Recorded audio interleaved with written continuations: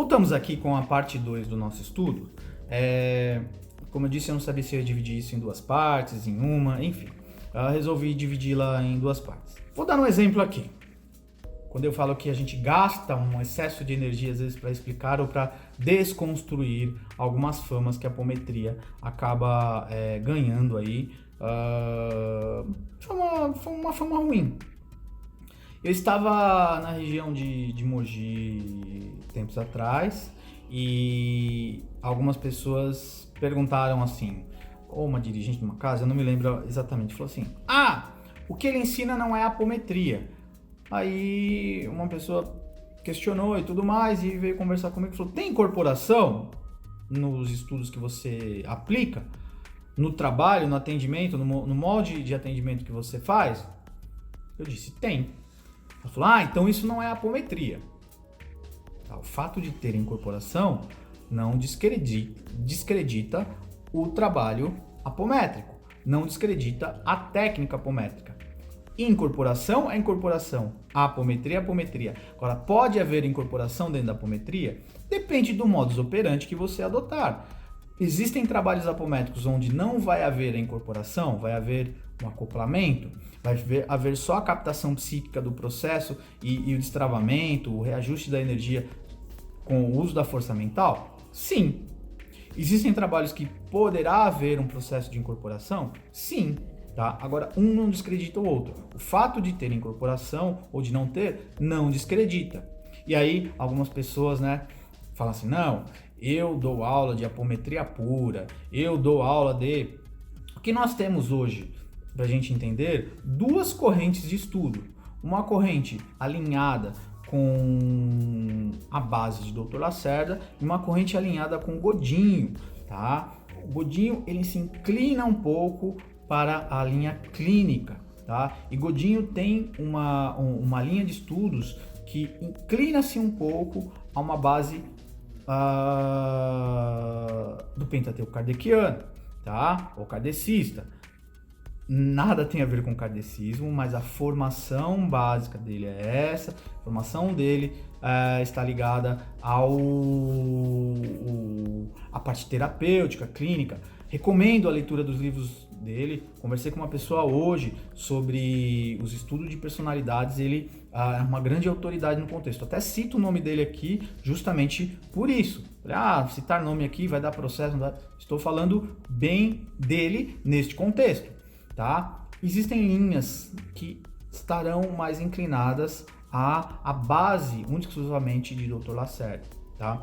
Um outro médium que está numa vertente e que tem alguns livros sobre, que atua dentro da Umbanda, o Norberto Peixoto, tá? Tem um livro muito bom dele e traz, mas todos vão beber na mesma fonte, que é Dr. Lacerda, que é a base na atualidade da apometria. O que vem depois é o que a espiritualidade vem transmitindo e tudo mais. Só que o que a gente precisa entender é que esses adendos, seja numa linha xamânica, numa linha umbandista, numa linha esotérica, numa linha esquizotérica, numa linha interestelar, numa linha dos 7 raios da seja lá o que for, são adendos de instrumentalização que pode ter sido canalizado por seres extraplanetários, que pode ter sido canalizado por qualquer outra corrente. Tudo bem, só saibam que a sua caixa de ferramentas está ganhando novas ferramentas e a caixa de ferramentas não deixa de ter o nome caixa de ferramentas, tá? Só que a sua caixa de ferramentas talvez terão outras ferramentas e você sabe, esta ferramenta é o alicate, este é a chave de fenda, esta é a chave inglesa, este é o grifo e assim por diante. É isso ao qual eu chamo a atenção, porque dentro desse contexto dos espertalhões de plantão, conscientes ou não, marqueteiros ou não, seja o que for, ou pessoas com boa vontade e que fazem o seu papel, que também atendem, podem estar construindo também as suas igrejinhas, tá? De seguidores que seguirão cegos os seus gurus, os seus pseudo-sábios, os seus pseudos... Eu tive a oportunidade de assistir aí a algumas palestras de uma pessoa aí que tem falado de holococriação, e aí nascem terminologias magníficas que chegam a falar, e aí você começa a ouvir a palestra, e os conceitos são conceitos básicos da física, e aí se entrelaçam com questões da quântica, entrelaçamento quântico, holococriação, colapso de onda e tudo mais. Aí vem aí, algumas terminologias de um professor muito respeitado aí no meio. Não vou citar o nome dele aqui. Essa pessoa é meio que discípula dele, ou caminhou junto, que seja, e tem feito sucesso e ganhado bastante dinheiro com o contexto. Não tem problema nenhum estar ganhando dinheiro com isso, tá? Tá promovendo mudança de vida e tudo mais, mas tomem cuidado em seguir pseudo-gurus, pseudo-sábios e pseudos... Ah, Fábio, talvez você seja um pseudo-guru, um pseudo-sábio. Eu tomo muito cuidado com isso. A espiritualidade me passa as coisas e eu pergunto, refuto, questiono e tudo mais. De novo, eu não sou a verdade absoluta, mas eu estou trazendo uma reflexão aqui. Estou dando um chacoalhão e talvez eu seja o errado e vocês aí que sejam os certos. Mas... estou emitindo aí aquilo que penso sobre e que vejo. Tem um outro apômetra famoso aí, conhecido numa região do Brasil, e certa feita ele me abordou dizendo, inclusive me bloqueou das redes sociais dele, dizendo: a apometria que eu faço é a apometria verdadeira. Porque isso que você fala, que mistura Umbanda, Umbanda é Umbanda, kardecismo é kardecismo, ou espiritismo, assim melhor dizendo. O que eu utilizo são instrumentalizações aprendidas na Umbanda, instrumentalizações aprendidas no espiritismo e assim por diante. A gente trabalha com uma multiplicidade de ferramentas dentro de um atendimento apométrico. Isso nos tem sido grandes facilitadores. Ele bateu no peito e tudo mais, tem livro escrito, e ele vende uma instrumentalização. Inclusive, já tivemos muitos médiuns que chegaram aqui utilizando a técnica ou as técnicas que ele vende, ensina e assim divulga, e chegaram bem tortinhos. Existe aí um conceito da chamada por ele autoapometria. Dentre outras técnicas que eu também tenho um pé atrás sobre. Mas vamos falar sobre a autoapometria. Eu tenho uma brincadeira muito lúdica aqui para você refletir. Você consegue fazer a obturação do seu próprio dente? Difícil, né? Desdobrar-se, fazer um trabalho de reajuste energético. Nós trabalhamos com um corpo mediúnico de 2, 3, 10 médiums, um operador e tudo mais. Isso é algo que consome um quantum de energia, tá? O indivíduo ele está em desequilíbrio, tá? Muitas vezes as pessoas me perguntam: Fábio, me ensina uma técnica de autoalinhamento? É possível, mas se você não tem disciplina mental e uma ordem emocional se você está desalinhado, provavelmente você não estará com ordem mental e emocional. Como é que você vai fazer um autoalinhamento? E aí eu pergunto: como é que você vai fazer uma autoapometria? E aí você vai refutar aí, você que já aplicou, que conhece a técnica, que defende a técnica, vai falar: mas tem um áudio, tem um roteiro, tá. E se eu disser para você que talvez isso seja um processo de auto-hipnose? Auto-hipnose, ok, você tem um roteiro, você tem um audio guide, você tem âncoras, tá? E se você entrega isso ao indivíduo, você ensina ele a utilizar isso, sim, você vai alterar o padrão mental dele, você vai alterar a energia que ele está emanando, você vai dar âncoras para ele ter uma alteração de padrão emocional. Sim, isso não é autoapometria. Cunhou-se o nome autoapometria porque eu sou o descobridor da nova técnica e agora se chama autoapometria aí. Ela pode até promover a melhora do indivíduo, mas isso está mais de encontro com a auto-hipnose do que com a autoapometria, tá? Isso é um ponto de vista e uma ótica minha. E aí eu tenho, de novo, já tive pessoas que chegaram ao núcleo Vida Plena bastante desequilibradas, utilizando-se de técnicas como esta, tá? Então, isto é uma chamada cautelar para você refletir sobre, tá? Não comprar gato por lebre. Eu não digo que esta pessoa não traga transformação para outras pessoas, e eu tenho certeza que muitos que vão ouvir, que conhecem a técnica e sabem de quem eu estou falando, vão defender e vão falar, olha, tá, mas eu tive melhoras, parará, parará. Tudo bem, a técnica funcionou para você, o nome, cunhado, registrado assim por diante, é este, adotado por ele? Mas o nome correto, tecnicamente, não seria este. Eu me lembro na história da fundamentação da apometria, Dr. Lacerda inicialmente chama a técnica de hipnometria. E aí, percebendo que isso haveria um choque com os conceitos da hipnose, ele muda o cunho da palavra para apometria. Tem todo um contexto disso. Então, muitas vezes, a etimologia da palavra ela vai trazer um outro significado por trás disso. Nós estamos falando aqui de uso lógico, de racionalização, de alguns conceitos da linguística da coisa. Tá? Enfim. Uma outra questão bastante interessante que eu esbarrei hoje, uma outra pessoa que roda o mundo entendendo a técnica, e aí eu tive a curiosidade, eu falei, acho que eu vou atualizar aí afiar o meu facão, vou atualizar o meu contexto, e de vez em quando eu estou fazendo, por exemplo, um curso de apometria clínica em Valinhos, aqui eu me dou ao direito de citar o nome, Andréa Fissori, uma apometra clínica respeitosa de Valinhos, e eu tinha algumas barreiras com o contexto do uso da apometria em clínica, e aí eu preciso vivenciar isso e passar pela experiência, e além de atualizar o meu currículo com a técnica. Eu não sei tudo e tenho muito a aprender. Já tive a oportunidade de estagiar em outros grupos, de vez em quando eu faço visitações e recebo visita de outros grupos, e a gente troca figurinha, troca técnicas e assim por diante, tá?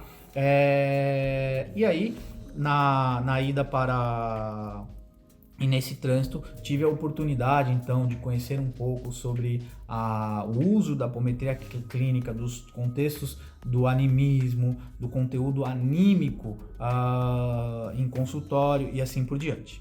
E aí, a oportunidade de ir a Valinhos, afiar o facão, desconstruir algumas crenças limitantes, reconstruir novos conceitos e assim por diante.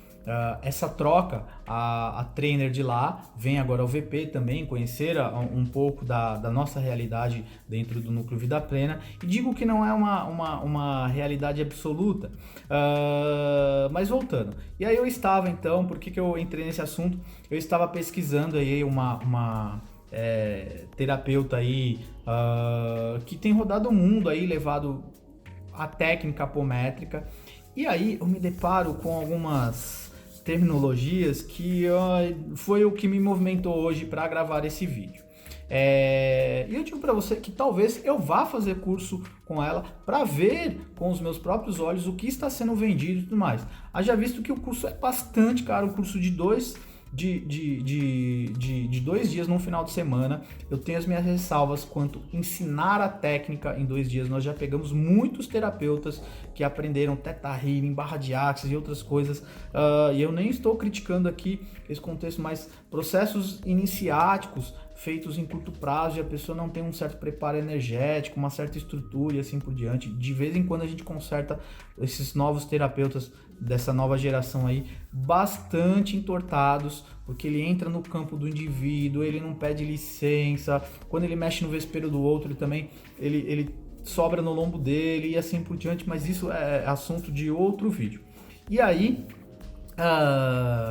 falas como cura atômica, a apometria quântica, a tecnologia do espírito, bem, eu só não vou citar o nome da pessoa aqui, e de novo, eu não tô aqui para arrumar briga com ela, mas também não vou ficar isentão não. Gente, tá falando de eteriatria e de alimetria, mas pegou-se o nome eteriatria e de alimetria, e aí com um marketing, estou te ensinando a técnica de cura atômica. Ai meu Deus! Parece desenho da Marvel, né? Os filmes da Marvel. O nome é bom porque vende a jossa desse nome, mas o nome correto é enteriatria e dialimetria, tá? Mas a chamada do contexto é a técnica do... E aí, diversas outras técnicas sendo vendidas. Não vou dizer que essas técnicas não funcionem, mas o nome tem caça-níquel por trás. Enfim, que venham os dardos pela frente, ou sim ou não também, eu sou desse tamanhozinho, e também não estou aqui para ser a palavra final dele. Eu quero que vocês reflitam e tirem as suas próprias conclusões, tá? Por um lado, me ocorre algo interessante aqui. Me ocorreu que eu falei, talvez se tivesse um órgão organizador dessa questão e tudo mais, mas essas federações que surgem da vida também, isso acaba gerando barreiras e talvez essa multidisciplinaridade, acho que eu pronunciei a palavra de forma correta, não seria tão rica, mas também com esses extremos de excessos por um lado e falta por um outro, a gente vai pendulando para um dia chegar no caminho do meio. Com isso a gente vai aprendendo e as pessoas também vão lá, vão dar cabeçada, outros vão ser assertivos aqui e lá, e enfim, não estaremos aqui para agradar a todos e nem o outro também. Mas é de se pensar, de se refletir. E aí, para finalizar o nosso vídeo, algumas pessoas me perguntam assim, Fábio, qual é o modo correto quando eu dou aula de apometria? E eu ajudo na implementação do trabalho, então são 6 meses de estudo, 6 meses de estágio e 6 meses de acompanhamento para a implementação de um trabalho apométrico. Eu estou escrevendo um livro agora sobre a fundamentação de trabalhos apométricos, tá? Acho que é o 4º livro dentro do assunto. Tem o Apometria porque sim, Apometria porque não, o Radiografia das Sombras, o Manual de Operador de Mesa Apométrica e agora vem mais 2, o Técnicas Avançadas, na verdade são 3. O de PNL para o uso da PNL na apometria, que é no diálogo com o fraterno, e este sobre a fundamentação de grupos espíritas, grupos apométricos. Espíritas, eu tô com a palavra espírita na cabeça. Mas seguimos aqui, deixa eu organizar as ideias. É que cachorro roncando aqui, é helicóptero que estava aqui em cima. Hoje, bem, mas seguimos. Fábio, qual é o modo correto de atendimento? E eu costumo dizer, não existe modo correto, tá? Mas o agrupamento aqui na região atendia um atendimento de 20 minutos, 3 pessoas por vez e assim por diante. No outro agrupamento atende com maca. No seu atendimento dura 50 minutos. Eu costumo dizer que são modos operantes que cada grupo vai adaptar de acordo com o espaço físico, com o corpo mediúnico, com a egrégora, com o mote do portal, da casa que está atendendo. Tem casas que serão mais versadas em desobsessão complexa, em processos obsessivos. Tem casas que serão mais versadas no campo da saúde física. Tem casas que serão versadas mais no campo emocional. Então, eu brinco que existem grupos apométricos que funcionam como um SUS, meio linha de produção, tá? Atendem uma alta demanda de solicitação aí, com uma velocidade razoável. Existem grupos como o Núcleo Vida Plena, que é um Albert Einstein da apometria. Ele tem um atendimento de 50 minutos, as pessoas normalmente passam por um atendimento, faz barba, cabelo e bigode, e aí dispensa a pessoa, dificilmente ela tem retorno. Qual é melhor? Os dois são importantes. Se você tem um problema emergencial, você vai num SUS, você vai num pronto-socorro. Se você tem um problema mais complexo, você vai num Albert Einstein, num hospital especializado dentro dos recursos que você necessita. Então não vai ter melhor nem pior, vai ter o agrupamento que vai atender a necessidade que você está tendo de acordo com a necessidade que você está tendo. E aí a gente desconstrói melhor e pior, tá? Todos serão necessários, ok? Bem, eu acho que eu já falei bastante, o objetivo é essa provocação, essa reflexão, de forma respeitosa, mas eu sei que eu estou indicando aí nas entrelinhas algumas pessoas no meio do mercado, não para bater de frente, mas que você reflita sobre aquilo que você recebe como marketing do contexto, como convite ao contexto, e aí você tome as suas decisões. Talvez você queira vir estudar com o Fábio Nasa, talvez você queira estudar com A, e assim por diante. E assim caminha a humanidade. Acesse meu site www.fabionasa.com.br, mais cases de sucesso ou insucesso junto à tratativa apométrica no nosso canal do YouTube. Compartilhem, divulguem, comentem. Já estamos indo aí para os quase 200 cases, mais estudos de mediunidade e outros assuntos ligados à apometria, mediunidade e assim por diante. Gratidão a todos, beijos, beijos, beijos e até a próxima.